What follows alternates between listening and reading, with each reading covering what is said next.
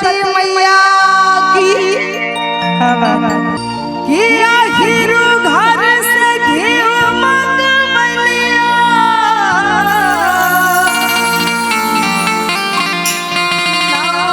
दीप कलश भी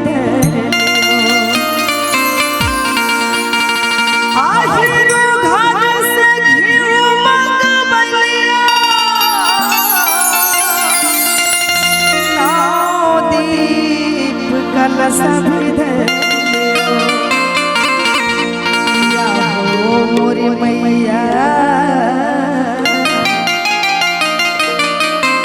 देखो ही रहिया कहिया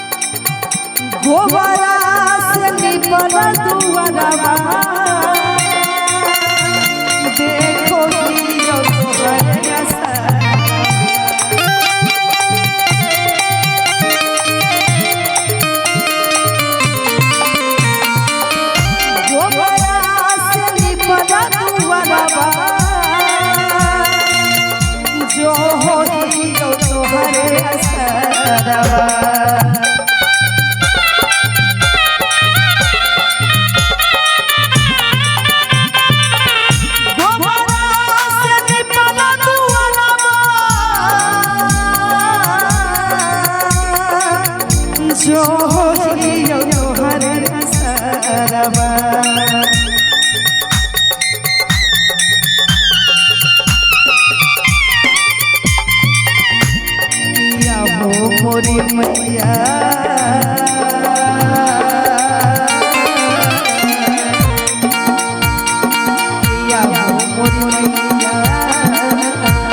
देखो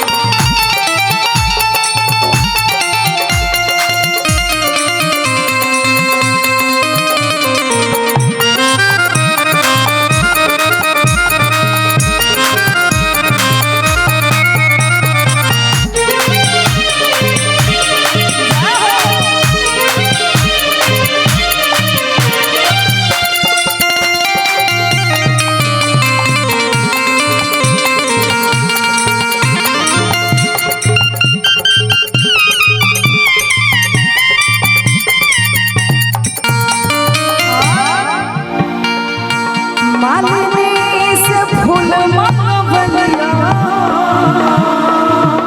तोहरे ले आसनी ले लियो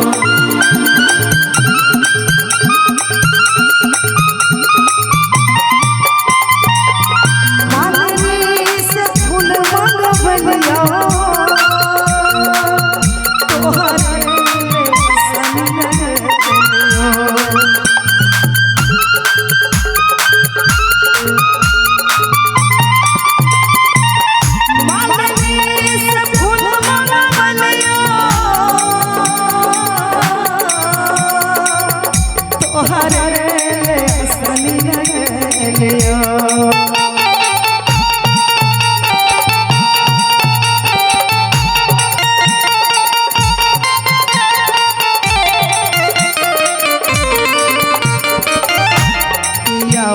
मोरी मैया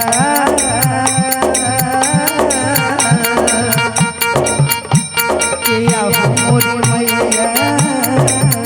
देखो हिया रहिया कहिया